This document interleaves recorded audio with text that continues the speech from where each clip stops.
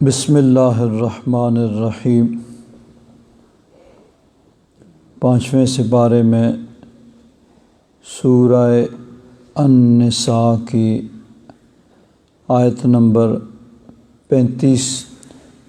تک ہم نے ترجمہ کیا تھا۔ آگے آیت نمبر 36۔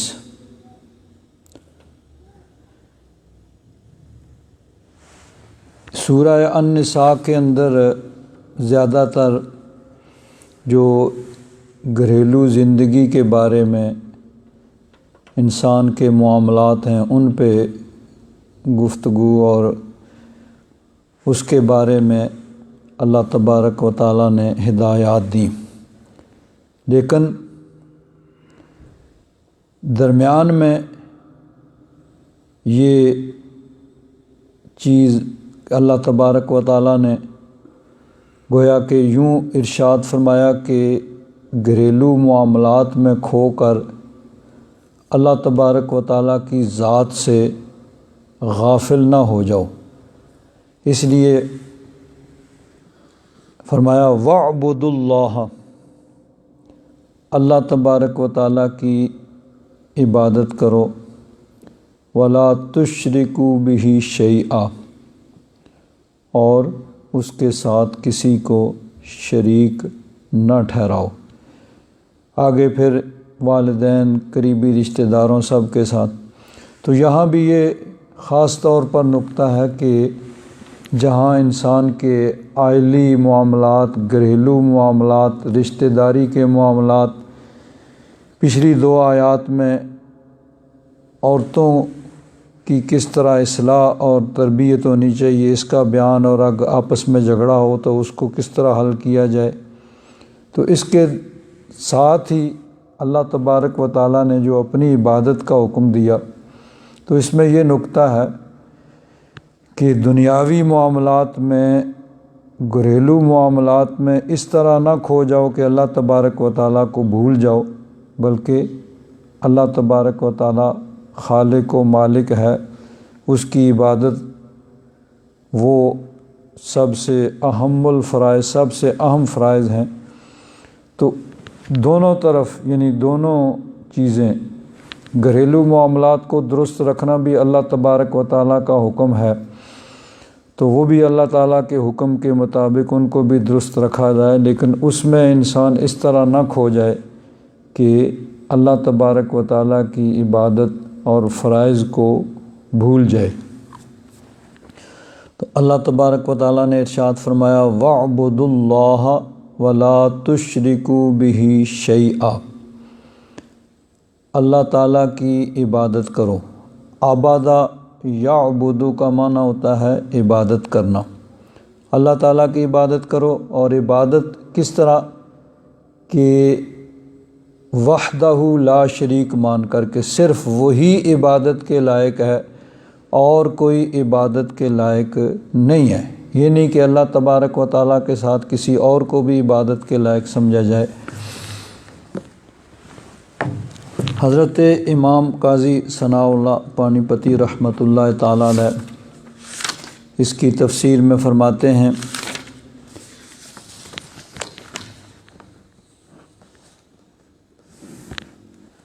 عبادت یعنی اپنے عجز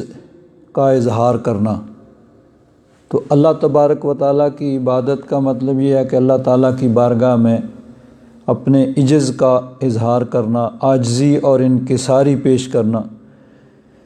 کہ اللہ تبارک و تعالیٰ ہمارا خالق و مالک ہے، ہر چیز عطا فرمانے والا ہے، ہر چیز کا مالک ہے، جو چاہے دے، جو چاہے واپس لے لے۔ تو اس کی بارگاہ میں عجز کا اظہار اور اس کے احکام پر عمل کرنا جس طرح اس نے حکم دیا ہے، اس کو عبادت کہتے ہیں۔ اور وَلَا تُشْرِكُوا بِهِ شَيْئًا، کسی شے کو اس کا شریک نہ ٹھہرایا جائے۔ عبادت ایک ہوتی ہے، امام قاضی ثناء اللہ پانی پتی فرماتے ہیں عبودیت کا مطلب یہ ہے کہ عاجزی کا، عجز کا اظہار، اور عبادت یہ اس سے بڑھ کے انتہائی عاجزی اور انکساری کا اظہار۔ تو اللہ تعالیٰ کی بارگاہ میں اپنی انتہائی عاجزی اور انکساری اور کمزوری ظاہر کرنا کہ میں تیری بارگاہ میں عاجز ہوں اور تیری بارگاہ میں عاجزی اور انکساری کرنے والا ہوں۔ آگے فرماتے ہیں عبادت دو طرح کی ہے، ایک ہوتی ہے اضطراری، یعنی جس میں انسان کا اپنا اختیار یا نہیں ہوتا، تو جس طرح مثلاً وَإِن مِّن شَيْءٍ إِلَّا يُسَبِّحُ بِحَمْدِهِ، ہر چیز اللہ تبارک و تعالیٰ کی تسبیح کر رہی ہے، اس میں اس کا اختیار نہیں ہے۔ سورج اللہ تعالیٰ کے حکم سے نکلتا ہے، اپنے حکم سے، اس کے حکم سے غروب ہو جاتا ہے، اس میں یہ نہیں ہے کہ وہ اپنی مرضی کرے، لیٹ آئے جلدی آئے، دن رات اللہ تعالیٰ کے حکم سے آ رہے ہیں،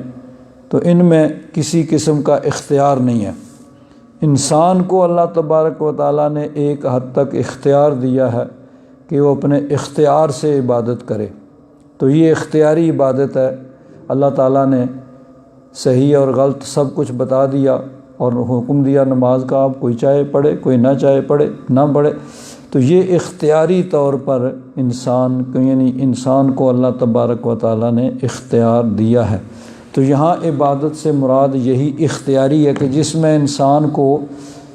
اختیار ملا ہے۔ اب رمضان شریف آیا، اللہ تعالیٰ کا حکم ہے روزے رکھو، لیکن انسان کی مرضی ہے وہ رکھے یا نہ رکھے، لیکن اس کا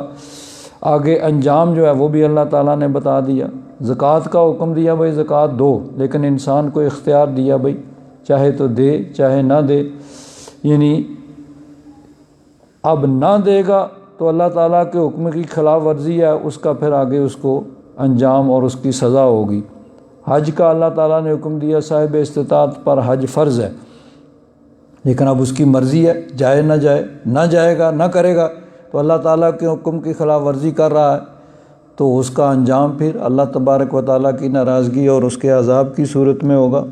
تو یہ ہے جو انسان اپنے اختیار سے عبادت کرتا ہے۔ تو اللہ تبارک و تعالیٰ نے انبیاء کرام کو بھیجا، تو انبیاء کرام کی، تمام انبیاء کرام حضرت آدم علیہ السلام سے لے کر نبی کریم صلی اللہ علیہ وسلم تک، تمام انبیاء کرام سب کی جو دعوت تھی اس کا مرکزی نقطہ ہی یہی تھا، اللہ تعالیٰ کی عبادت، شرک کی نفی، کہ اللہ تبارک و تعالیٰ وحدہ لا شریک ہے، کوئی اس کے علاوہ عبادت کے لائق نہیں ہے، خالص اللہ تبارک و تعالیٰ کی عبادت،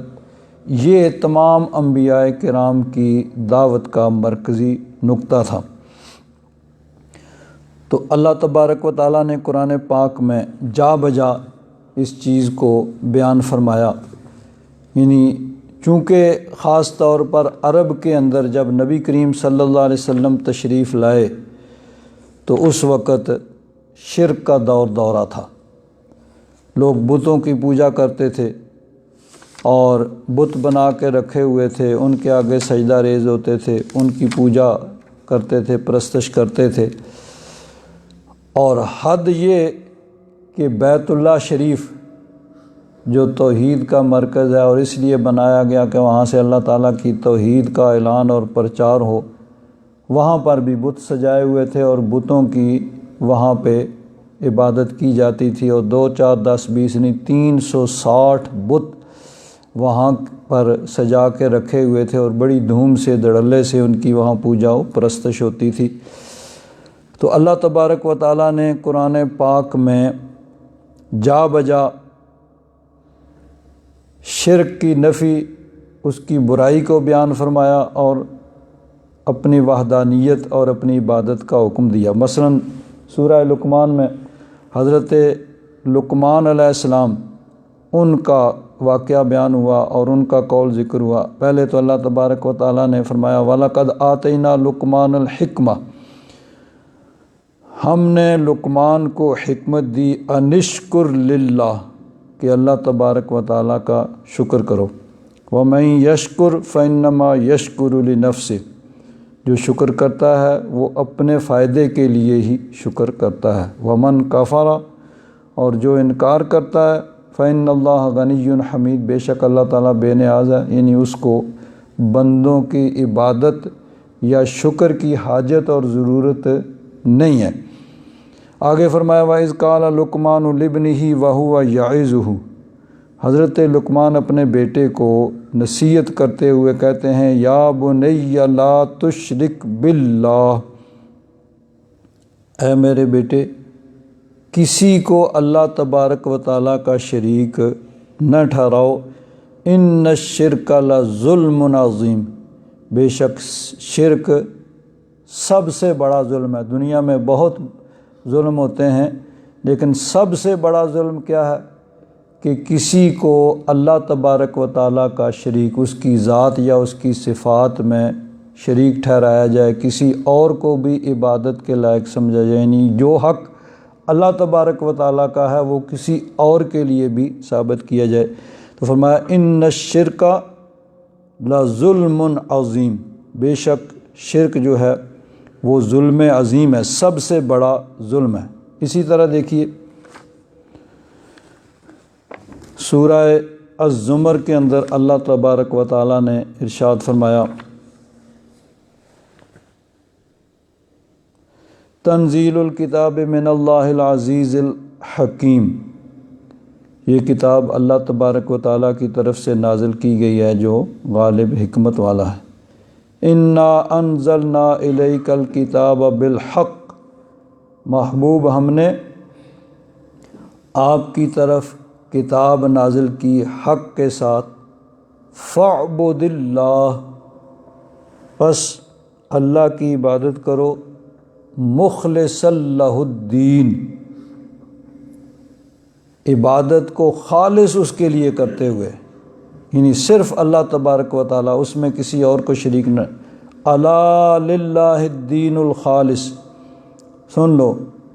دین سے مراد عبادت، عبادت صرف اللہ تبارک و تعالیٰ کے لیے ہے۔ والذین اتخذوا من دونہ اولیاء، اور وہ جنہوں نے اللہ تبارک و تعالیٰ کے علاوہ اور دوست بنا رکھے ہیں، یعنی شریک ٹھہرا رکھے ہیں، ما نعبدہم الا لیقربونا الی اللہ زلفیٰ، مشرک یہ کہتے تھے کہ ہم ان بتوں کی پوجا اس لیے کرتے ہیں کہ یہ ہمیں اللہ تعالیٰ کی بارگاہ میں قریب کر دیں گے۔ تو یہ ان کا اپنا بنایا ہوا ایک فارمولہ اور ایک اصول تھا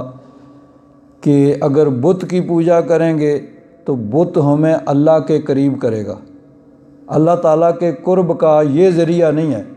اللہ تعالیٰ کے قرب حاصل کرنے کا ذریعہ وہ جو ہے خود رب ذوالجلال نے بیان فرمایا، وہ ہے کہ اس کی عبادت کرو تو اس کا قرب حاصل ہوگا، یہ نہیں کہ کسی اور کو عبادت کے لائق سمجھو اور وہ تمہیں قریب کر دے گا۔ یعنی اللہ تعالیٰ کا قرب حاصل کرنا یہ ہر مومن کی طلب ہونی چاہیے، اور ہر مومن کی یہ خواہش ہونی چاہیے کہ وہ اللہ تعالیٰ کا قرب حاصل کرے۔ مطلوب ہے اللہ تعالیٰ کا قرب، لیکن اس کا طریقہ وہی ہے جو اللہ تعالیٰ نے بتایا ہے، نہ کہ کسی کا اپنا گھڑا ہوا طریقہ کہ وہ بتوں کی پوجا کرتے تھے اور کہتے تھے کہ ہم تو ان کی اس لیے عبادت کرتے ہیں کہ یہ ہم اللہ کے قریب کر دیں گے۔ تو حالانکہ اللہ تعالیٰ کی نافرمانی ہو رہی تو وہاں قرب نہیں ہوگا، وہاں اللہ تبارک و تعالیٰ سے بعد ہوگا، دوری ہوگا، اللہ تعالیٰ کا غضب ہوگا، اس کا عذاب نازل ہوگا کہ جب بتوں کی پوجا کی جائے گی۔ تو وہ کہتے تھے ما نعبدہم الا لیقربونا الی اللہ زلفیٰ، ہم تو صرف اس لیے پوجا کرتے ہیں، اس لیے بات کرتے ہیں کہ یہ ہمیں اللہ کی بارگاہ میں قریب کر دیں۔ فرمایا ان اللہ یحکم بینہم فیما ہم فیہ یختلفون، اللہ تبارک و تعالیٰ ان میں فیصلہ فرمائے گا، یعنی بروز قیامت جس میں وہ اختلاف کرتے ہیں۔ ان اللہ لا یہدی من ہوا کاذب کفار، جھوٹے نافرمان کو اللہ تبارک و تعالیٰ ہدایت نہیں دیتا۔ اسی صورت میں آگے اللہ تبارک و تعالیٰ نے ارشاد فرمایا، دوسرا رکوع شروع ہوتا ہے قل یا عباد الذین آمنوا اتقوا ربکم، محبوب فرما دو اے میرے بندو جو ایمان لائے ہو، رب سے ڈرو، تقوی اس کا رکھو دل میں۔ للذین احسنوا فی ہذہ الدنیا حسنہ، جو احسان کرنے والے ہیں، نیکی کرنے والے ہیں، ان کے لیے اس دنیا میں بھلائی ہے۔ وَأَرْضُ اللَّهِ وَاسِعَةٌ، اور اللہ کی زمین وسیع ہے۔ إِنَّمَا يُوَفَّى الصَّابِرُونَ أَجْرَهُمْ بِغَيْرِ حِسَاب، بے شک صبر کرنے والوں کو ان کا اجر بے حساب دیا جائے گا۔ قل، محبوب فرما دو، انی امرت ان اعبد اللہ، مجھے یہی حکم دیا گیا ہے کہ میں اللہ کی عبادت کروں، مخلص لہ الدین، عبادت خالص اس کے لیے، دین خالص اس کے لیے کرتے ہو، یعنی اس میں کسی قسم کے شرک کی آمیزش نہ ہو۔ وَأُمِرْتُ لِأَنْ أَكُونَ أَوَّلَ الْمُسْلِمِينَ، اور مجھے یہ حکم دیا گیا ہے کہ میں سب سے پہلے اس کی بارگاہ میں سر نیاز رکھنے والا ہوں، اس کی بارگاہ میں جھکنے والا ہو جاؤں۔ قُلْ إِنِّي أَخَافُ إِنْ عَصَيْتُ رَبِّي عَذَابَ يَوْمٍ عَظِيمٍ، محبوب یہ بھی فرما دو کہ مجھے یہ ڈر ہے کہ میں اس کی نافرمانی کروں تو مجھے بڑے دن کا عذاب پہنچے گا۔ قُلِ اللَّهَ أَعْبُدُ، یعنی بار بار اسی مضمون کو مختلف انداز میں بیان کیے جا رہا ہے کہ محبوب فرما دو کہ میں تو صرف اللہ کی عبادت کرتا ہوں، مخلص لہ دینی، اپنے دین کو خالص اس کے لیے کرتے ہوئے۔ فَاعْبُدُوا مَا شِئْتُم مِّن دُونِهِ، آگے مشرکوں کو فرمایا جا رہا ہے کہ اگر تم میری بات نہیں مانتے اور اللہ تبارک و تعالیٰ کی توحید پر ایمان نہیں لاتے، اس کے ساتھ بتوں کو بھی پوجتے ہو، ان کی بھی پرستش کرتے ہو، فَاعْبُدُوا مَا شِئْتُم مِّن دُونِهِ، اس کو چھوڑ کر تم جس کو چاہو پوجو۔ اب یہ اجازت نہیں دی جا رہی، بلکہ یعنی ان کو تہدید اور دھمکی کے طور پر ہے کہ اگر تم میری بات نہیں مانتے اور اپنی شرک پہ اور ضد پہ اڑے ہوئے ہو تو پھر ٹھیک ہے، جس کی چاہو تم پوجا کرو، پرستش کرو، لیکن یاد رکھو، کل محبوب ساتھ فرما دو، ان الخاسرین الذین خسروا انفسهم واہلیہم یوم القیامہ، اصل نقصان اٹھانے والے وہ ہیں جنہوں نے اپنے آپ کو اور اپنے اہل و عیال کو نقصان میں ڈالا، یعنی خود بھی کفر و شرک کیا اور آگے اپنے اہل و عیال اولاد ان کو بھی شرک کے اندر مبتلا کیا۔ الا ذالک هو الخسران المبین، سن لو کہ وہی اصل نقصان اٹھانے والے اصل گھاٹے میں ہیں کہ خود بھی انہوں نے کفر و شرک اختیار کیا اور پھر آگے اپنی آئندہ نسلوں کو بھی وہی منتقل کیا۔ تو اللہ تبارک و تعالیٰ نے قرآن پاک میں اس مضمون کو مختلف، قرآن پاک یعنی بنیادی نقطہ ہی چونکہ سارے انبیاء کرام کی دعوت کا یہی ہے، اللہ تبارک و تعالیٰ کی وحدانیت، اس کی عبادت اور شرک سے بچنے کا حکم، اور عرب کے اندر چونکہ خاص وہاں اولین مخاطب ہی وہ مشرکین تھے جو بتوں کی پوجا کرتے تھے اور اللہ کے گھر میں بتوں کی پوجا کی جاتی تھی، تو اس لیے اس مضمون کو قرآن پاک میں بہت سے مقامات پہ اللہ تعالیٰ نے بیان فرمایا۔ سورہ یونس میں ارشاد فرمایا، قل، محبوب فرما دو، یا ایہا الناس، اے لوگو، ان کنتم فی شک من دینی، اگر تمہیں میرے دین کے بارے میں کوئی شک شبہ ہے، فلا اعبد الذین تعبدون من دون اللہ، تو میں ان کی پوجا نہیں کرتا، ان کی عبادت نہیں کرتا جن کو تم پوجتے ہو اللہ کو چھوڑ کر، ولیکن اعبد اللہ، لیکن میں تو صرف اللہ کی پوجا کرتا ہوں، اس کی عبادت کرتا ہوں، اس کی بارگاہ میں جھکتا ہوں، الذی یتوفاکم، جو تمہیں موت دے گا، وَأُمِرْتُ أَنْ أَكُونَ مِنَ الْمُؤْمِنِينَ، اور مجھے یہ حکم دیا گیا ہے کہ میں مومنوں سے ہوں، مومنوں میں رہوں، وَأَنْ أَقِمْ وَجْهَكَ لِلدِّينِ حَنِيفًا، اور یہ مجھے حکم دیا گیا ہے کہ قائم رہو، یعنی اپنے چہرے کو درست رکھو، اپنے دین کو، حنیفاً، حنیف ہوتا ہے تمام ادیان باطل دینوں سے منہ موڑ کے دین حق کی طرف آنے والا، وَلَا تَكُونَنَّ مِنَ الْمُشْرِكِينَ، اور ہرگز مشرکوں سے نہ ہونا، یہ مجھے حکم دیا گیا ہے۔ وَلَا تَدْعُ مِن دُونِ اللَّهِ مَا لَا يَنفَعُكَ وَلَا يَضُرُّكَ، اور دعا یدعو کا معنی ہوتا ہے پکارنا، لیکن یہاں معنی ہے عبادت۔ دعا یدعو عبد یعبدو کے معنی میں قرآن پاک میں جا بجا استعمال ہوا ہے۔ تو فرمایا ولا تدع من دون اللہ، اللہ کے علاوہ کسی کی عبادت نہ کرو، ما لا ینفعک ولا یضرک، جو تمہیں کوئی نفع نقصان نہیں پہنچا سکتے۔ فإن فعلت فإنک اذا من الظالمین، اور اگر تم ایسے کرو گے کہ اللہ تعالیٰ کے علاوہ کسی اور کی عبادت کرو گے تو پھر سن لو کہ تم ظالموں میں سے ہوگے۔ تو اب یہاں ایک اور چیز بھی یاد رکھیں کہ قرآن پاک میں جا بجا دعا یدعو یہ لفظ استعمال ہوا ہے، فلا تدعو، اور معنی اس کا عبادت ہے، کیونکہ اگر اس کا معنی صرف پکارنا ہو کہ اللہ کے علاوہ کسی کو نہ پکارو، تو پھر یعنی اللہ تبارک و تعالیٰ کے علاوہ کسی اور کو پکارنا شرک ٹھہرے گا، تو پھر تو کوئی بھی مومن نہیں رہ جائے گا۔ کسی کو بلایا، کسی کو پکارا تو شرک لازم آئے گا۔ تو یہاں مراد دعا یدعو بول کے عبد یعبد مراد ہے کہ کسی کی عبادت نہ کی جائے، یا عبادت کی نیت سے پکارنا، عبادت کی نیت سے یعنی اللہ تبارک و تعالیٰ کے علاوہ کسی اور کو نہ پکارا جائے۔ تو جب عبادت کی نیت سے کسی کو پکارا جائے گا تو وہ شرک ٹھہرے گا، کوئی بھی ہو۔ تو اللہ تبارک و تعالیٰ نے اپنی عبادت کا حکم دیا اور کسی غیر کی عبادت سے منع فرما دیا کہ اللہ تبارک و تعالیٰ کے علاوہ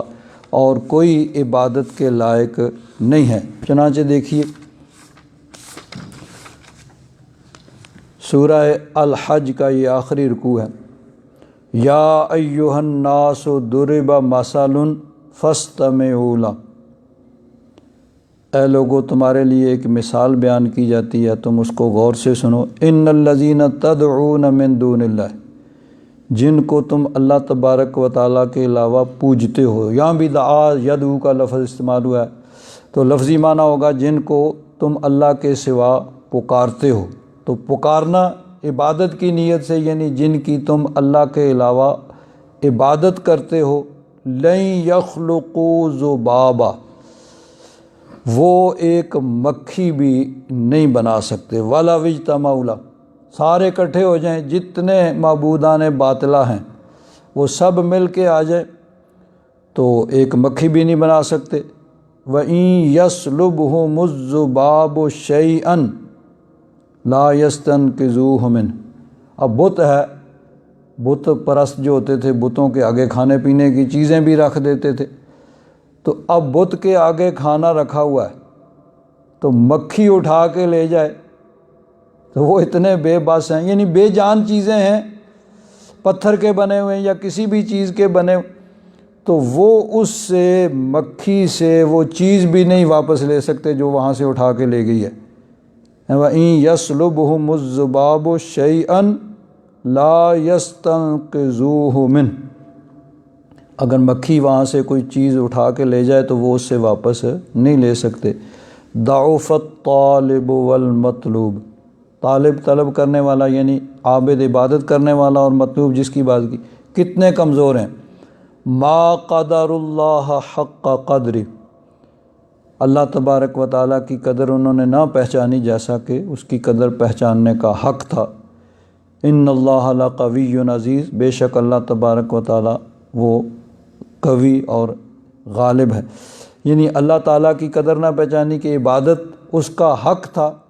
تو اللہ تعالیٰ کا جو حق تھا وہ غیر کو دیا، کسی اور کی پوجا و پرستش کی۔ تو عبادت کے لائق صرف اور صرف اللہ تبارک و تعالیٰ کی ذات ہے، اللہ تعالیٰ کے علاوہ کوئی اور عبادت کے لائق نہیں ہے۔ اب اس میں کوئی تخصیص نہیں ہے، بت ہو، درخت ہو، پہاڑ ہو، وہ کوئی جانور ہو، کوئی انسان ہے، کوئی زندہ انسان ہے، کوئی مردہ انسان ہے، کوئی قبر ہے، کہیں پر بھی پوجا و پرستش کی جائے وہ اللہ تعالیٰ کے حکم کی خلاف ورزی ہے، اور کسی کی عبادت کرنے والا مشرک ہے، کافر ہے، چاہے یعنی کوئی بھی ہو۔ انبیاء کرام انہوں نے اپنی ساری زندگیاں اسی بات میں صرف کی کہ اللہ تعالیٰ کی توحید سکھائی، اللہ تعالیٰ کی توحید کی تعلیم دی۔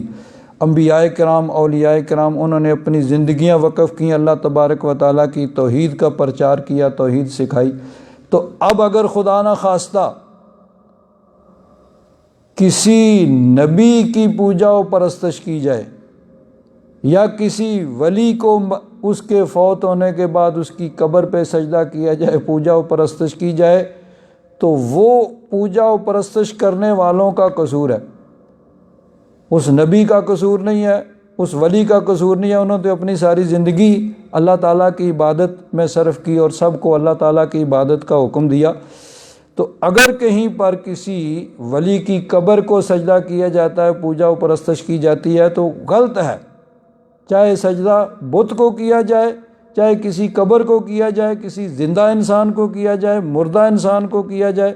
ہر جگہ ایک ہی حکم ہے کہ وہی یعنی اللہ تعالیٰ کے علاوہ کسی کی عبادت کی جائے گی تو وہ شرک ہوگا اور وہ مشرک ہوگا، کافر ہوگا۔ لیکن اس میں اگر خدا نہ خواستہ کہیں کسی قبر کی پوجا و پرستش کی جاتی ہے تو قبر والے کا تو قصور نہیں ہے۔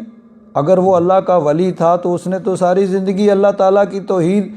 کا پرچار کرنے میں گزاری، اور لوگوں کو جو بتوں کے آگے پڑے ہوئے تھے ان کو بتوں کے آگے سے اٹھا کے اللہ کی بارگاہ میں لا کے انہوں نے جھکایا۔ لیکن اب اگر بعد میں کہیں پوجا و پرستش خدا نہ خواستہ ہو بھی تو وہ ان کا قصور نہیں ہے، وہ کرنے والوں کا، اور وہ مشرک اور بت پرست جو ہیں۔ تو اللہ تبارک و تعالیٰ نے اپنی عبادت کا حکم دیا اور شرک سے منع کیا، اور شرک اس کے بارے میں فرمایا ان اللہ لا یغفر ان یشرک بہ، اللہ تبارک و تعالیٰ شرک کو معاف نہیں فرمائے گا۔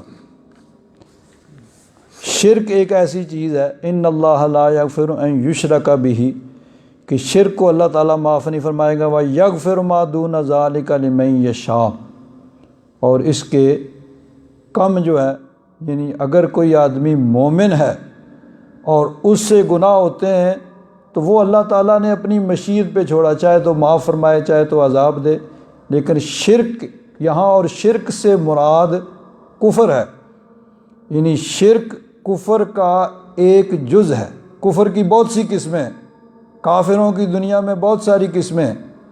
بعض جو اللہ تعالیٰ کی توحید کے بھی قائل ہیں لیکن اس کے باوجود وہ کافر ہیں، ان کے عقائد کافرانہ ہیں۔ تو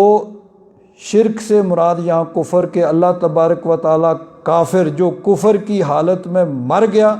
اللہ تعالیٰ نے فیصلہ فرما دیا کہ اس کی میں نے بخشش نہیں کرنی ہے۔ تو اس کے علاوہ ایمان جو سلامت لے گیا، اس سے اگر گناہ ہوئے تو وہ اپنی مشیت پہ اللہ تعالیٰ نے چھوڑ دیے کہ میری مرضی ہے، میں چاہوں تو اس کو معاف فرما دوں۔ حالانکہ شرک کو معاف کرنا بھی یہ اللہ تعالیٰ پر کوئی کسی کی پابندی تو نہیں دی نا کہ مشرک کو بھی معاف کر دے، لیکن یہ فیصلہ فرما دیا کہ نہیں بھائی مشرک کو میں معاف نہیں کروں گا۔ ان اللہ لا یغفر ان یشرک بہ ویغفر ما دون ذلک لمن یشاء، اور اس کے کم جو ہیں یعنی اگر کوئی مومن ہے اس کے گناہ وہ میری مشیت میں۔ ومن یشرک باللہ فقد افترى اسما عظیما، اور جس نے شرک کیا اللہ تبارک و تعالیٰ کے ساتھ، بے شک اس نے بہت بڑا افطرا وہ اللہ تعالیٰ کی ذات پہ باندھا کہ وہ وحدہ لا شریک ہے، اور اس نے اللہ تبارک و تعالیٰ کا شریک ٹھہرایا۔ تو اللہ تبارک و تعالیٰ نے اس آیت کا آغاز اپنی عبادت سے، اپنی عبادت کا حکم دیا اور شرک کی نفی فرمائی کہ میری عبادت کرو اور شرک کسی کو میرا شریک نہ ٹھہراؤ۔ وَاعْبُدُوا اللَّهَ، اللہ تعالیٰ کی عبادت کرو، وَلَا تُشْرِكُوا بِهِ شَيْئًا، اور اس کے ساتھ کسی کو شریک نہ ٹھہراؤ۔ اس سلسلہ میں ایک حدیث پاک تمام مفسرین نے لکھی ہے۔ حضرت معاذ بن جبل رضی اللہ تعالیٰ عنہ فرماتے ہیں کہ میں حضور کے ساتھ سواری پہ سوار تھا، تو ردیف کہتے ہیں سواری پہ جو پیچھے بیٹھتا ہے، حضور کے ساتھ سواری پہ میں سوار تھا تو نبی کریم صلی اللہ علیہ وسلم نے ارشاد فرمایا، اے معاذ، کیا تجھے معلوم ہے کہ بندوں پر اللہ کا کیا حق ہے؟ میں نے عرض کیا اللہ اور اس کا رسول ہی جانے۔ فرمایا بندوں پر اللہ کا حق یہ ہے کہ اس کی عبادت کریں اور کسی کو اس کا ساتھی اور شریک نہ ٹھہرائیں۔ وہی یہی وَاعْبُدُوا اللَّهَ وَلَا تُشْرِكُوا بِهِ شَيْئًا، جو یہی حکم ہے کہ اللہ کی عبادت کریں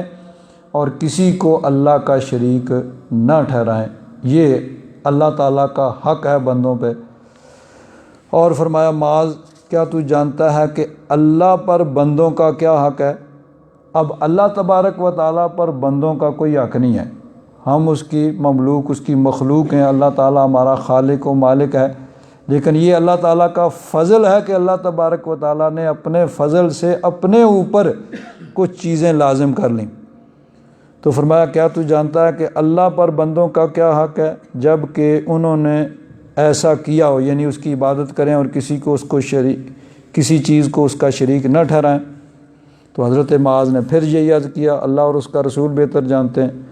تو فرمایا کہ بندوں کا اللہ پر حق یہ ہے کہ یعنی جو اس کی عبادت کریں کسی کو اس کا شریک نہ ٹھہرائیں تو ان کو عذاب نہ دے۔ یہ اللہ تعالیٰ کا فضل ہے کہ وہ مومنوں کو عذاب نہ دے، یہ اللہ تعالیٰ نے اپنی ذات پہ لازم کر لیے۔ تو حضرت معاذ عرض کرتے ہیں کہ میں پھر یہ لوگوں کو بتا نہ دوں، بشارت نہ دے دوں؟ تو حضور نے فرمایا نہیں، ان کو اعمال کرنے دو، اگر اس طرح ان کو بشارت دو گے تو پھر وہ اعمال چھوڑ بیٹھیں گے۔ تو پھر حضرت معاذ نے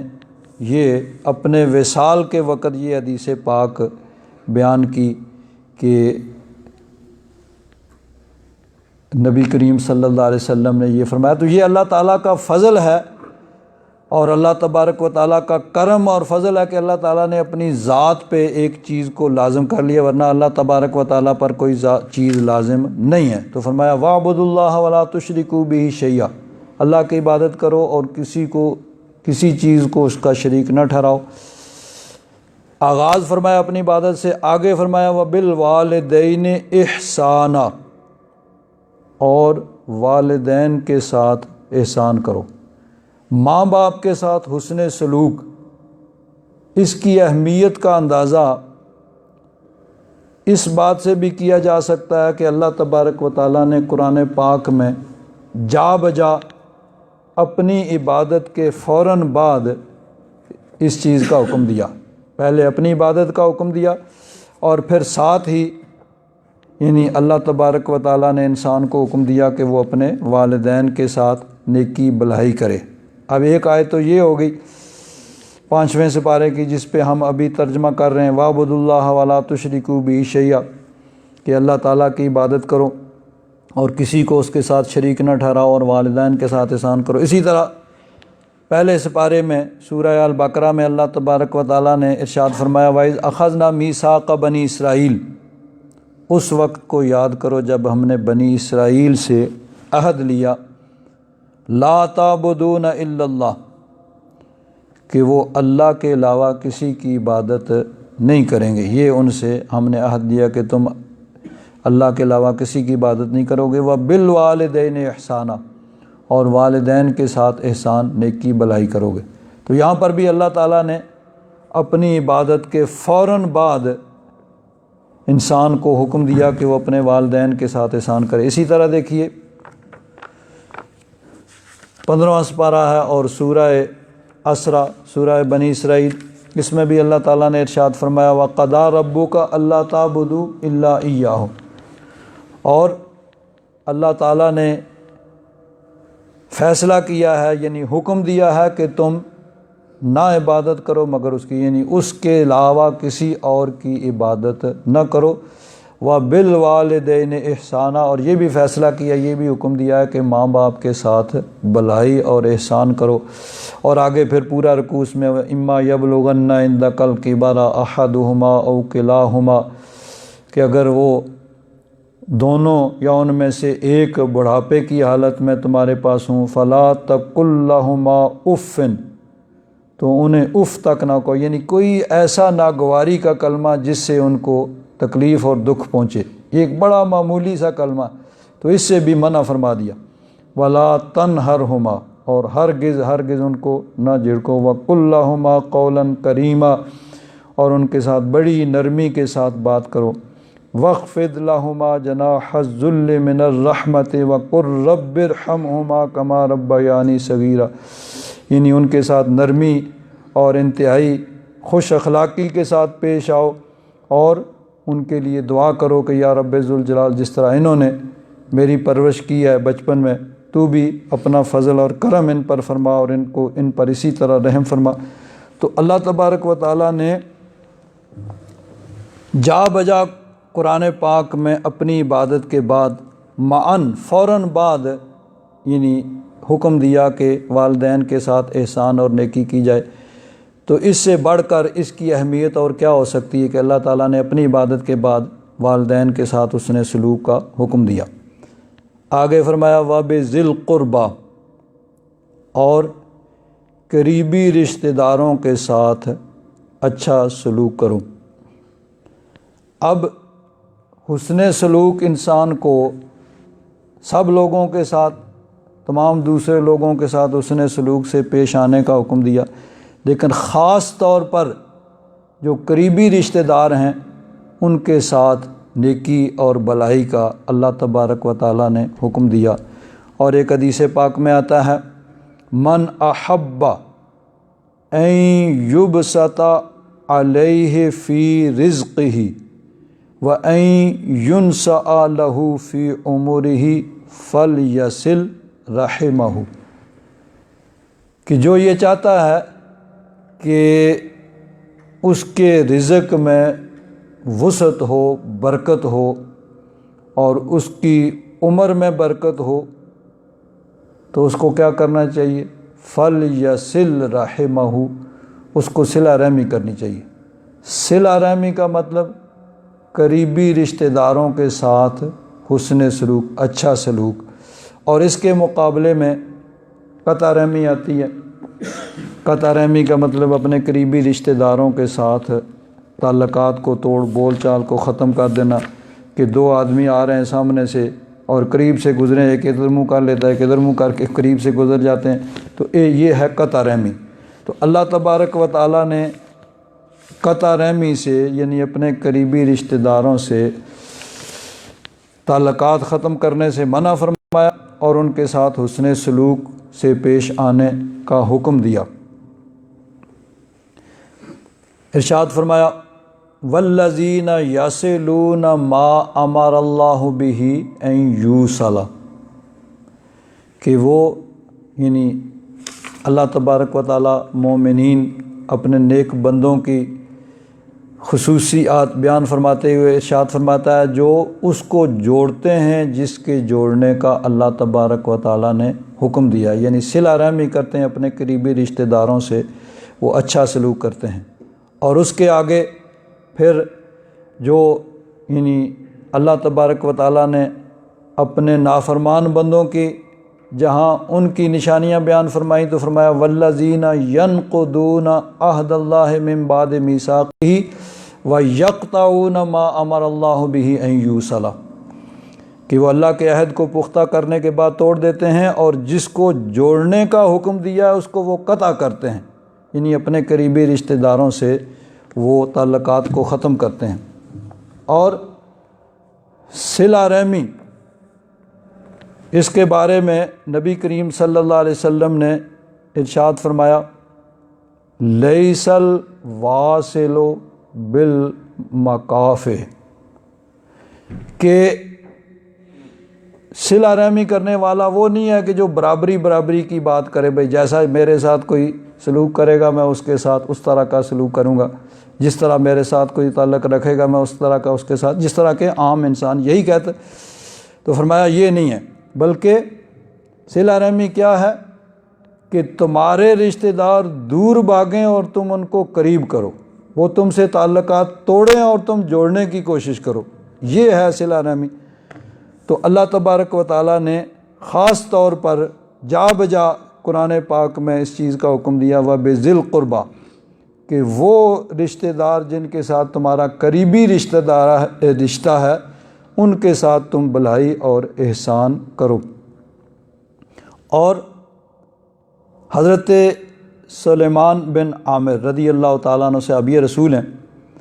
تو فرماتے ہیں رسول اللہ صلی اللہ علیہ وسلم نے ارشاد فرمایا مسکین کو خیرات دینا تو صرف خیرات ہے، یعنی کسی ضرورت مند کو آدمی خیرات دیتا ہے تو اس میں نیکی ہے، بھلائی ہے، اللہ تبارک و تعالیٰ ثواب عطا فرمائے گا۔ لیکن اگر وہ قریبی رشتہ دار بھی ہے اور ضرورت مند ہے تو اس کو اگر انسان کوئی یعنی دے گا تو اس میں پھر دوہری نیکی ہوگی، ایک تو خیرات کا اور ایک صلہ رحمی کا، یعنی اس کے ساتھ قریبی رشتہ دار کے ساتھ اچھا سلوک کرنا، تو اس کو یعنی دگنا ثواب ملے گا، خیرات کا بھی اور صلہ رحمی کا بھی۔ تو اللہ تبارک و تعالیٰ نے فرمایا وَبِالْوَالِدَيْنِ إِحْسَانًا وَبِذِي الْقُرْبَى،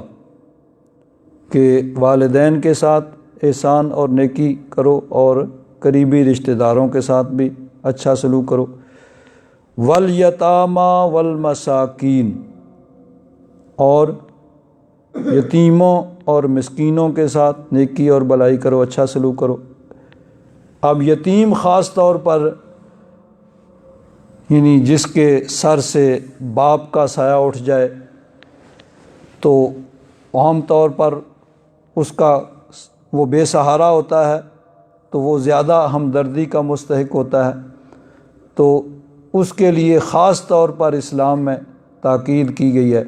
کہ اس کے ساتھ اچھا سلوک کیا جائے۔ نبی کریم صلی اللہ علیہ وسلم نے ارشاد فرمایا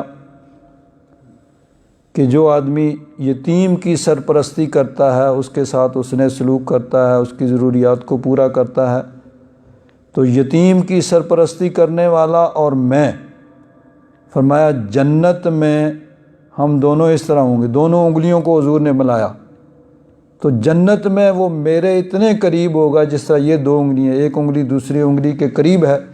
تو فرمایا یتیم کی سرپرستی کرنے والا، اس سے حسن سلوک کرنے والا، اس کی ضروریات کو پوری کرنے والا،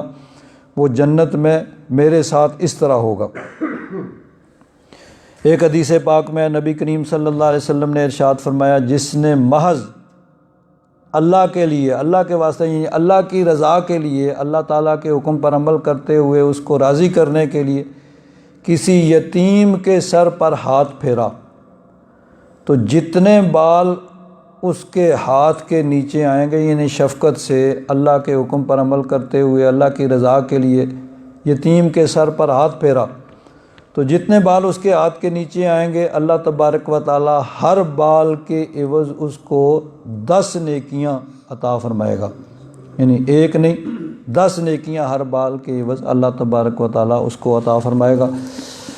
تو خاص طور پر یعنی یتیم کے ساتھ حسن سلوک کا بھی اللہ تبارک و تعالی نے حکم دیا ہے کہ وہ چونکہ بے سہارا ہوتے ہیں تو ان کے ساتھ بھی حسن سلوک سے پیش آنا چاہیے۔ آگے فرمایا والجار ذی القربہ، جار کا معنی ہوتا ہے پڑوسی۔ اب سارے ہی پڑوسی جو ہیں وہ حسن سلوک کے حقدار ہیں، پڑوسی کوئی بھی ہو، اس میں رنگ نسل مذہب کی کوئی قید نہیں ہے، پڑوسی صرف جو ہمسایہ ہے صرف اس کا حق ہمسائیگی ہے، ہمسایہ ہونے کے اعتبار سے وہ حسن سلوک کا حقدار ہے۔ لیکن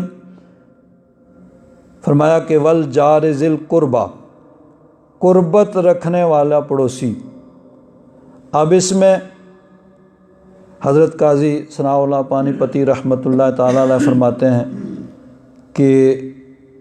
قربت مکانی بھی یہاں مراد ہو سکتی ہے کہ جس کا مکان نزدیک ہے، ظاہر بات ہے ایک ساتھ والے مکان میں رہتا ہوگا، ایک اس میں ایک مکان چھوڑ کے، ایک 2 4 10 مکان چھوڑ کے ہیں تو سارے ہی ہمسائے، لیکن قریبی ہمسایہ وہ ہوگا جس کے ساتھ دیوار متصل ہے، وہ سب سے قریبی ہوگا، تو یہاں مراد وہ ہے۔ یا مراد ذی القربہ سے جس طرح پیچھے ذی القربہ بیان ہوا کہ وہ پڑوسی جس کے ساتھ رشتہ داری بھی ہو، یعنی پڑوسی بھی ہے، اب پڑوسی سارے ہیں لیکن وہ پڑوسی جس کے ساتھ رشتہ ہے، رشتہ داری ہے، تو فرمایا والجار ذی القربہ، اور ایک معنی اس کا یعنی قربت دینی بھی مراد لی گئی ہے، یعنی مسلمان۔ تو بہرحال پڑوسی کوئی بھی ہو وہ حقدار ہے حسن سلوک کا، لیکن ذی القربہ یعنی وہ جو باقیوں کی نسبت قریب ہے، یا جس کے ساتھ رشتہ داری کا تعلق ہے، یا جس کے ساتھ دینی قربت ہے، یعنی وہ مسلمان ہے۔ والجار الجنب، اس کا معنی دور کے پڑوسی، یعنی پھر اس کے اعتبار سے یعنی جو قریب کا پڑوسی ہے اس کے اعتبار سے یہ دور کا پڑوسی، یا جس کے ساتھ کوئی رشتہ داری نہیں ہے، صرف ہمسائیگی ہے، یا مذہب اس کا کوئی اور ہے لیکن بہرحال وہ ہمسایہ تو ہے، تو ہمسایہ ہونے کے اعتبار سے بہرحال وہ حسن سلوک کا حقدار ہیں۔ حضرت جابر بن عبداللہ انصاری رضی اللہ تعالیٰ عنہ فرماتے ہیں رسول اللہ صلی اللہ علیہ وسلم نے ارشاد فرمایا، حضور نے ارشاد فرمایا پڑوسی تین ہیں۔ ایک پڑوسی وہ ہے جس کے تین حق ہیں، ایک حق ہمسائیگی یعنی وہ ہمسایہ ہے، ایک حق قرابت داری یعنی وہ ہمسایہ بھی ہے اور رشتہ دار بھی ہے، اور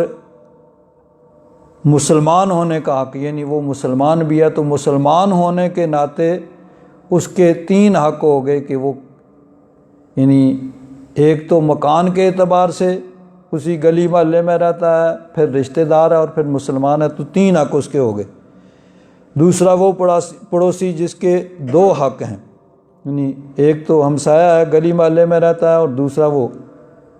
مسلمان ہے، یا مطلب یہ ہے کہ وہ رشتہ دار ہے اور ہمسایہ ہے۔ اور تیسرا ایک پڑوسی وہ ہے یعنی وہ مسلمان نہیں ہے لیکن بہرحال ہمسایہ ہے، تو ہر اعتبار سے اس کا بھی بہرحال پڑوسی ہونے کے اعتبار سے اس کا یہ حق ہے کہ اس کے ساتھ حسن سلوک کیا جائے، لیکن بہرحال اگر وہ مسلمان ہے تو یعنی ہم مذہب ہونے کی وجہ سے اس کا ایک حق زیادہ ہے، اور اگر رشتہ دار ہے تو اس وجہ سے بھی اس کا بہرحال ایک اور زیادہ حق ہے۔ تو ہمسایہ کسی بھی اعتبار سے ہو اس کا حق ہے۔ حدیث پاک میں آتا ہے نبی کریم صلی اللہ علیہ وسلم نے ارشاد فرمایا کہ حضرت جبریل امین نے مجھے پڑوسیوں کے بارے میں اتنی زیادہ ان رسول اللہ صلی اللہ علیہ وسلم قال ما زال جبریل یوصینی بالجار، کہ پڑوسی کے بارے میں مجھے جبریل کہتے رہے۔ اوصا یوصی وصیت کرنا یعنی کچھ کہنا، کچھ حکم دینا۔ حضرت جبریل امین ظاہر بات ہے کہ حضور کی بارگاہ میں اللہ کا پیغام لے کے آئے، اللہ تعالیٰ کا حکم لے کے آئے، ورنہ حضرت جبریل امین تو حضور کی بارگاہ میں گزارش کرنے والے ہیں۔ تو فرمایا کہ حضرت جبریل امین مجھے کہتے رہے، ما زال جبریل و یوسی نے مجھے کہتے رہے پڑوسی کے بارے میں، حتی ظننت انہ سیورثہ، حتیٰ کہ مجھے یہ خیال ہوا کہ وہ اس کو وارث بنا دیں گے، یعنی اللہ تعالیٰ کی طرف سے ہی حضرت جبریل امین لاتے ہیں۔ تو بار بار پڑوسی کے بارے میں اتنی زیادہ نصیحت، اتنی زیادہ تلقین کہ مجھے یہ گمان ہوا کہ آگے چل کے یعنی اللہ تعالیٰ کا حکم آ جائے گا کہ پڑوسی جو ہیں وہ وارث بھی بنیں گے، جس طرح باپ کے مرنے کے بعد اس کا بیٹا، اس کا بھائی، اس کے قریبی رشتہ دار جو ہیں اس کی جائیداد کے وارث بنتے ہیں۔ تو حضور نے فرمایا کہ پڑوسی کے بارے میں اتنی نصیحت کی کہ مجھے یہ خیال ہوا کہ اس کو اب وارث بھی بنا دیا جائے گا۔ تو بہرحال یعنی پڑوسی کا ایک حق ہے، اور خاص طور پر ایسے معاشرے میں جہاں ہر رنگ، نسل، ہر مذہب کے لوگ رہتے ہیں، تو وہاں پہ خاص طور پر اس بات کی اور زیادہ اہمیت ہے کہ یہاں پہ مثلا مسلمانوں کو ان کے کردار سے، ان کے اخلاق سے پہچانا جاتا ہے کہ لوگ دیکھتے ہیں کہ کس طرح کے ان کے اخلاق ہیں، کس طرح کا ان کا کردار ہے۔ تو اگر مسلمان یہاں پہ اس اسلامی حکم پر عمل کریں اور پڑوسیوں کے ساتھ اچھا سلوک کریں تو یہ ایک اچھا میسج جاتا ہے دوسروں کی طرف کہ ہاں یہ اچھا مذہب ہے، اور اس مذہب پہ عمل کرنے والے جو ہوتے ہیں ان کو اپنے پڑوسیوں کے ساتھ حسن سلوک کا حکم دیا گیا ہے۔ تو گویا اسلام کے اس حکم پر عمل کر کے بھی انسان، یہ ایک خاموش تبلیغ بھی ہو سکتی ہے، اور کوئی تبلیغ اگر وہ نہیں بھی کر سکتا تو صرف اسلام کے اس حکم پر عمل کر کے بھی وہ دوسروں کو اسلام کا پیغام جو ہے وہ پہنچا سکتا ہے۔ اور ایک حدیث پاک میں ارشاد فرمایا نبی کریم صلی اللہ علیہ وسلم نے، حضرت مقداد بن اسود رضی اللہ تعالیٰ عنہ فرماتے ہیں، یہ بڑی عام حدیث ہے،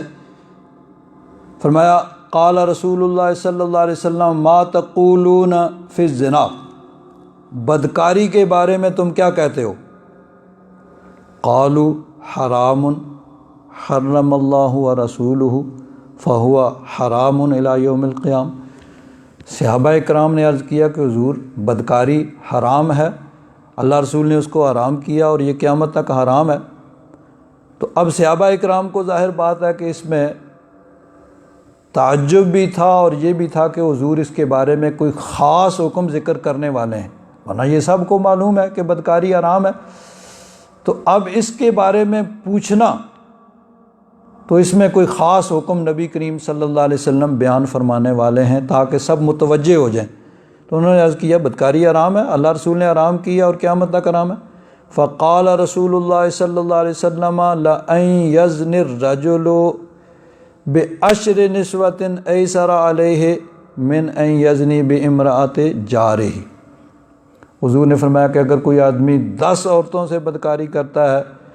تو یہ کم ہے، یعنی گناہ کے اعتبار سے اور سزا کے اعتبار سے،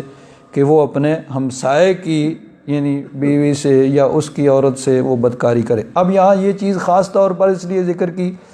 کہ ایک تو ہمسائے کا حق ہے کہ اس کے ساتھ اتنے سلوک کیا جائے نہ کہ اس کی عزت پہ انسان ڈاکہ ڈالا جائے، اور دوسرا یہ بھی ہے کہ یہاں پہ چونکہ خرابی کے امکانات زیادہ ہوتے ہیں تو اس لیے خاص طور پر اس چیز سے منع کیا گیا کہ جہاں چاہیے تو یہ تھا کہ وہ اپنے ہمسائے ہونے کے اعتبار سے اس کی عزت کا وہ محافظ ہوتا تو وہ خود ہی اس کی عزت پر ڈاکہ ڈالنے والا بن گیا۔ تو اس لیے فرمایا کہ یہ اگر وہ کسی 10 عورتوں سے بدکاری کرتا ہے تو اس سے یعنی یہ زیادہ بھاری گناہ ہونے کے اعتبار سے، عذاب کے اعتبار سے ہے کہ وہ ہمسائے کی یعنی عورت سے وہ بدکاری کرے۔ اور فرمایا ما تقولون فی السرقہ، چوری کے بارے میں تم کیا کہتے ہو؟ قالوا حرمها اللہ ورسولہ، کہ چوری کو اللہ رسول نے حرام کیا ہے، فہی حرام حرام، یعنی یہ تو جانتے تھے۔ تو اس کے بارے میں بھی ان کو پھر طلب ہوئی کہ کوئی خاص حکم حضور بیان فرمائیں گے، تو فرمایا لَأَن يَسْرِقَ الرَّجُلُ مِنْ عَشْرَةِ أَبْيَاتٍ أَيْسَرَ عَلَيْهِ مِنْ أَن يَسْرِقَ مِنْ جَارِهِ، کہ اگر کوئی آدمی 10 گھروں میں چوری کرتا ہے تو وہ کم ہے، یعنی آسان ہے، یا وہ گناہ اور عذاب کے اعتبار سے وہ کم ہے کہ وہ اپنے ہمسائے کے گھر میں چوری کرے۔ یعنی جس طرح بدکاری کہیں بھی بری ہے لیکن اپنے ہمسائے کے گھر میں اس سے بدکاری، وہ یعنی 10 بدکاریوں سے زیادہ اس کا بوجھ اور گناہ اور عذاب ہے۔ اسی طرح چوری کہیں بھی چوری کی جائے بری ہے، اسلام میں اس نے منع کیا، اسلام نے منع کیا ہے، لیکن ہمسائیگی وہاں بھی وہی بات آتی ہے۔ ایک تو یہ کہ چاہیے یہ تھا کہ وہ محافظ ہو ہمسائے کا، ہمسائیگی کی وجہ سے اس کا محافظ ہونا چاہیے تھا، نہ کہ خود ہی ڈاکو اور چور بن جائے۔ اور دوسرا یہ بھی ہے کہ چونکہ ہمسائے میں یہ چیز زیادہ امکانات ہوتے ہیں کہ انسان وہاں اس کو معلوم ہوگا کس وقت جاتے ہیں، کس وقت آتے ہیں، کون گھر میں ہے، کس وقت نہیں ہے، کون سا رستہ ہے، تو اس لیے اس چیز سے یعنی خاص طور پر منع کیا۔ آگے فرمایا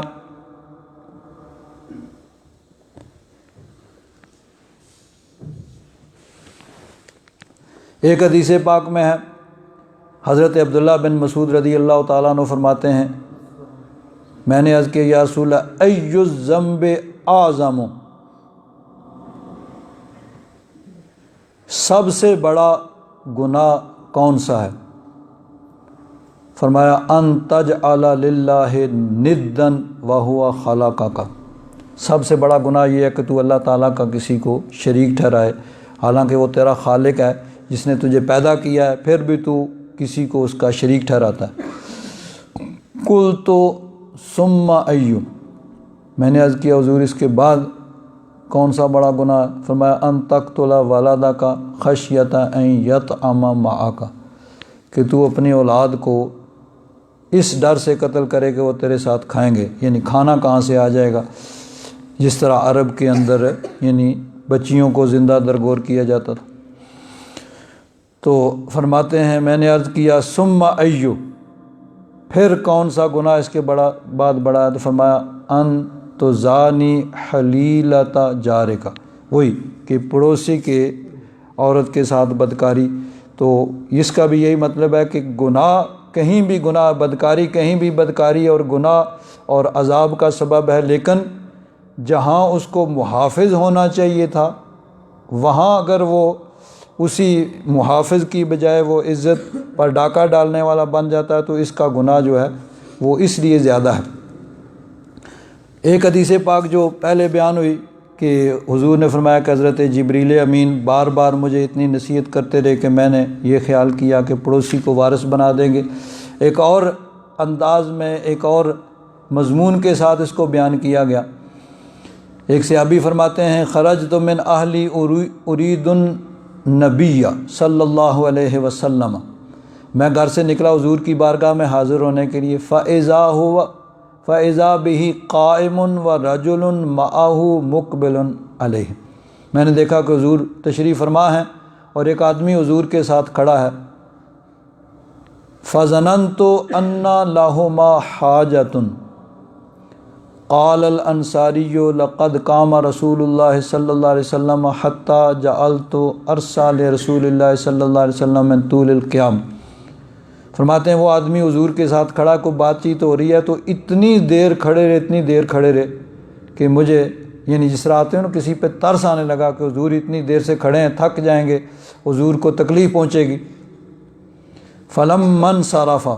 قلت یا رسول اللہ لقد قام بک ھذا الرجل حتی جعلت ارسا لک من طول القیام،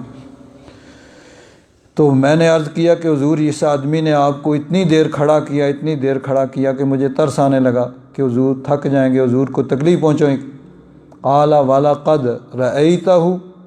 حضور نے فرمایا تو نے اس آدمی کو دیکھا؟ قلت نعم، حضور دیکھا ہے، آپ کے پاس کھڑا تھا۔ تو فرمایا اتدری من ہوا، جانتے ہو وہ کون تھے؟ قلت لا،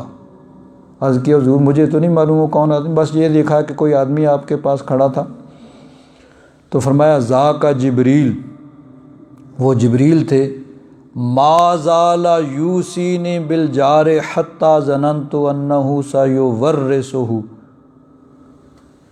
فرمایا کہ وہ مجھے بار بار کہتے رہے، یہ جو اتنی دیر تم نے کھڑا دیکھا ہے نا، کہ اتنی دیر کھڑا دیکھا کہ ترس آنے لگا کہ اتنی دیر حضور کھڑے ہیں، اس آدمی نے حضور کو کھڑا کیا ہوا ہے اور حضور کو تکلیف ہو گئی، حضور تھک جائیں گے۔ تو فرمایا کہ وہ جبریل تھے اور وہ اتنی دیر مجھے یہی کہتے رہے، پڑوسی کے بارے میں کہتے رہے، حتیٰ کہ مجھے یہ گمان ہوا کہ اب آگے چل کے یہ کہیں گے کہ پڑوسی وہ وارث بھی بن جائے گا۔ اور فرمایا اما انک لو سلمت علیہ لرد علیک السلام، اگر تم اس وقت ان کو سلام کرتے تو وہ تمہارے سلام کا جواب دیتے، لیکن انہوں نے اس وقت معلوم نہیں تھا۔ تو بہرحال یعنی پڑوسی کے بارے میں اسلام کے اندر بہت زیادہ اس چیز کی اہمیت ہے اور اس کا حکم دیا گیا کہ پڑوسی کوئی بھی ہو بہرحال اس کے ساتھ اس نے سلوک کا حکم جو ہے وہ دیا گیا۔ وابن السبیل، آگے فرمایا کہ یعنی والدین کے ساتھ اس نے سلوک، قریبی رشتہ داروں کے ساتھ، یتیموں مسکینوں کے ساتھ، پڑوسی جار ذی القربیٰ والجار الجنب کے پڑوسی کوئی بھی ہوں تو ان کے ساتھ حسن سلوک کیا جائے۔ اور والصاحب بالجنب، اور پہلو کا ساتھی، اس کے ساتھ بھی حسن سلوک کیا جائے۔ اب پہلو کے ساتھی میں مختلف جو ہیں اس کی تفاسیر بیان کی گئی ہیں۔ ایک تو جیون ساتھی یعنی میاں بیوی ایک دوسرے کے یعنی سب سے قریبی ساتھی تو وہ ہیں، ان کے ساتھ حسن سلوک کیا جائے۔ اور یہ چیز بھی بڑی اہم ہے۔ بعض اوقات ایسے بھی ہوتا ہے کہ انسان باہر اس کے حسن سلوک اور اس کے اخلاق اور اس کی ذہانت، اس کی یعنی بڑے چرچے ہوتے ہیں لوگوں میں کہ بڑا ذہین ہے، بڑا اچھا آدمی ہے، بڑا اخلاق والا ہے، لیکن گھر کے اندر اس کے معاملات اچھے نہیں ہوتے، گھر والوں کے ساتھ وہ چیز نہیں ہوتی جو باہر پائی جاتی ہے۔ تو اب اصل تو وہ ہے نا جن کے ساتھ انسان نے رہنا ہے اور جن کے ساتھ اس نے وقت گزارنا ہے، وہاں اصل اس کی انسان کی پتہ چلتی ہے۔ باہر تو چلو ٹھیک ہے، وقتی طور پر انسان کا ساتھ ہوتا ہے، وہاں انسان اپنے اوپر خول بھی چڑھاتا ہے، اصل چیز وہ گھر میں ہوتی ہے کہ گھر کے اندر جو رہنا ہے۔ تو دونوں یہاں والصاحب بالجنب سے مراد میاں بیوی ہو سکتے ہیں، مرد کے لیے عورت، عورت کے لیے مرد۔ تو اپنے گھر کے اندر حسن سلوک اور اچھے سے طریقے سے پیش آنا یہ یعنی بڑا اہم ہے۔ اور بعض اوقات ایسے بھی ہوتا ہے کہ کوئی انسان باہر تو بڑا حسن سلوک سے پیش آتا ہے لیکن گھر میں آ کے پھر وہ بات نہیں ہوتی، اور یہ چیزیں دونوں میں پائی جاتی ہیں، صرف مردوں میں نہیں، عورتوں کے اندر بھی یہ ہوتا ہے کہ بعض عورتیں بھی ایسی ہوتی ہیں کہ باہر تو ان کے بڑے چرچے ہوتے ہیں، بڑی اخلاق والی ہے، بڑی سمجھدار ہے، لیکن گھر کے اندر اپنے خاوند کے ساتھ اچھا سلوک نہیں ہوتا ہے۔ بہت سے مرد ایسے ہوتے ہیں کہ باہر لوگوں میں اس کے بڑے اخلاق کے چرچے ہوتے ہیں لیکن بیوی کے ساتھ رویہ اچھا نہیں ہوتا ہے۔ تو دونوں کو یعنی چاہیے کہ گھر کے اندر میاں بیوی آپس میں ایک دوسرے کے ساتھ حسن سلوک سے یعنی رہیں۔ اور میں بعض اوقات کہا کرتا ہوں کہ بعض لوگ بعض مرد حضرات جو غیر عورتوں کو متاثر کرنے کے لیے اخلاق کا مظاہرہ کرتے ہیں، غیر عورتوں کو متاثر کرنے کے لیے اخلاق کا مظاہرہ جتنا کیا جاتا ہے، اگر گھر میں اس سے نصف بھی کیا جائے، اس سے آدھا بھی گھر میں کیا جائے تو بہت سے مسائل حل ہو جائیں۔ جتنا باہر دوسری عورتوں کو متاثر کرنے کے لیے اخلاق کا مظاہرہ کیا جاتا ہے، گھر میں اس سے آدھے اخلاق کا مظاہرہ کیا جائے تو بہت سے مسائل، آدھا اگر ہو تو بہت سے مسائل حل ہو جائے۔ اسی طرح عورتیں جو ہیں وہ دوسرے یعنی لوگوں کے پاس اپنے اخلاق اور تہذیب کا مظاہرہ کرنے کے لیے، اپنی تہذیب اور اپنے اخلاق کو دکھانے کے لیے جو کچھ کرتی ہیں، اگر اس سے آدھا گھر کے اندر وہ اخلاق اور تہذیب کا مظاہرہ کریں تو بہت سے مسائل حل ہو جائیں۔ تو اللہ تبارک و تعالیٰ نے فرمایا والصاحب بالجنب، جو قریب کا یعنی پہلو کا ساتھی، یہاں سے رفیق یعنی جیون ساتھی میاں بیوی، اور اس کے اور بھی ہیں یعنی جو سفر میں ساتھ چلتا ہے وہ بھی اس سے مراد ہو سکتا ہے۔ اس سے مراد بعض نے یہ بھی مثلاً استاد اور شاگرد، یہ بھی ایک دوسرے کے والصاحب بالجنب، یا مطلب ایک استاد کے پاس پڑھنے والے، ایک استاد کے مرید، تو بہت سے اس کی تفسیریں ہو سکتی ہیں، لیکن سب سے پہلی تفسیر اس کی صاحب بالجنب سے یہی ہے کہ اپنے یعنی زندگی کے ساتھی میاں بیوی ایک دوسرے کے ساتھ حسن سلوک اور اچھائی کے ساتھ پیش آئیں۔ وابن السبیل، اور مسافر وہ بھی اس کے ساتھ بھی حسن سلوک۔ وما ملکت ایمانکم، اور جو تمہارے ہاتھوں کی ملکیت ہیں یعنی غلام۔ آج کے دور میں تو غلامی نہیں ہے، تو جس وقت قرآن پاک نازل ہوا اس وقت غلامی دنیا میں عام تھی، عرب میں بھی عام تھی، اور غلاموں کے کوئی حقوق نہیں ہوتے تھے، یعنی جس طرح جانور ہوتے ہیں جانوروں کی طرح یعنی غلاموں کو بھی گھروں کے اندر رکھا جاتا تھا اور اسی طرح ان کے ساتھ سلوک کیا جاتا تھا۔ تو اسلام نے ایسے معاشرے کے اندر غلاموں کے حقوق کی بات کی اور ان کے حقوق ان کو دینے کی تلقین کی۔ نبی کریم صلی اللہ علیہ وسلم نے ارشاد فرمایا یہ تمہارے بھائی ہیں جن کو اللہ تبارک و تعالیٰ نے تمہارے سپرد کیا، یعنی تمہارے کنٹرول میں دیا ہے، تمہارے اختیار میں دیا ہے، تو جو خود کھاؤ وہی ان کو کھلاؤ، جو خود پہنو ان کو پہناؤ۔ اور یہ ایسے معاشرے میں بات کی جا رہی ہے یہاں اس کا کوئی تصور نہیں تھا، یعنی گویا یوں کہہ لیجئے کہ یہ پہلی مرتبہ ان کے کانوں نے یہ آواز سنی تھی کہ ہیں غلاموں کے ساتھ بھی برابری کا سلوک، جو خود کھائیں ان کو کھلائیں، جو خود پہنیں ان کو پہنائیں۔ لیکن اسلام نے بہرحال غلاموں کے ساتھ اس نے سلوک، اور پھر چونکہ اس کو فوری طور پر ختم نہیں کیا جا سکتا تھا تو اللہ تبارک و تعالیٰ نے اپنے محبوب کو حکم دیا اور اسلام نے ایسا طریقہ اختیار کیا کہ تھوڑے ہی عرصے میں غلامی پھر دنیا سے ختم ہو گئی، کہ مختلف یعنی کفارات کے اندر غلام آزاد کرنے کا حکم دیا گیا، اور غلام آزاد کرنے کی بہت زیادہ جو ہے ثواب بیان کیا گیا کہ جو آدمی غلام آزاد کرتا ہے اس کے ہر بال کے عضو کے بدلے میں اللہ تبارک و تعالیٰ اس کے عضو کو جہنم سے آزاد فرما دے گا۔ تو اس اعتبار سے غلامی کو پھر ہمیشہ کے لیے ختم کر دیا گیا۔ آگے اللہ تبارک و تعالیٰ نے ارشاد فرمایا ان اللہ لا يحب من کان مختالا فخورا، اللہ تبارک و تعالیٰ پسند نہیں فرماتا، یعنی اللہ تبارک و تعالیٰ یعنی یہ عدم محبت جو ہے نفرت سے کرینہ، یعنی اللہ تبارک و تعالیٰ اس کو ناپسند فرماتا ہے جو مختال اور فخور ہو۔ مختال کون ہے؟ وہ شخص جو تکبر کرتا ہے، اپنے آپ کو دوسروں سے برتر سمجھتا ہے، دوسروں کو حقیر سمجھتا ہے، اور فخور فخر کرنے والا۔ تو جو آدمی اپنے آپ کو بڑا سمجھتا ہے، دوسروں کو حقیر سمجھتا ہے، اپنی برتری دوسروں پہ جتاتا ہے، تو فرمایا کہ اللہ تبارک و تعالیٰ ایسے آدمیوں کو ناپسند فرماتا ہے۔ اب یہاں بھی ایک خاص نقطہ ہے کہ اللہ تبارک و تعالیٰ نے اپنی عبادت کا حکم دیا وَاعْبُدُوا اللَّهَ وَلَا تُشْرِكُوا بِهِ شَيْئًا، اللہ کی عبادت کرو، کسی کو اس کا شریک نہ ٹھہراؤ، اور والدین کے ساتھ، قریبی رشتہ داروں کے ساتھ، یتیموں مسکینوں کے ساتھ، ہمسایوں کے ساتھ، اسی طرح اپنے زندگی کے ساتھیوں کے ساتھ، مسافروں کے ساتھ اس نے سلوک کا حکم دیا، غلاموں کے ساتھ اس نے سلوک کا حکم دیا، اور آیت کا اختتام فرمایا کہ اللہ تبارک و تعالیٰ تکبر کرنے والے، غرور کرنے والے، اپنے آپ کو بڑا سمجھنے والے، دوسروں کو حقیر سمجھنے والے کو ناپسند فرماتا ہے۔ تو حضرت پیر کرم شاہ صاحب رحمۃ اللہ تعالیٰ علیہ فرماتے ہیں کہ آخر میں ان دو باتوں کا جو ذکر ہوا کہ اللہ تبارک و تعالیٰ تکبر غرور کرنے والا، اپنے آپ کو بڑا سمجھنے والا، دوسروں کو حقیر سمجھنے والا، اس کو ناپسند فرماتا ہے، تو اس میں نکتہ یہ ہے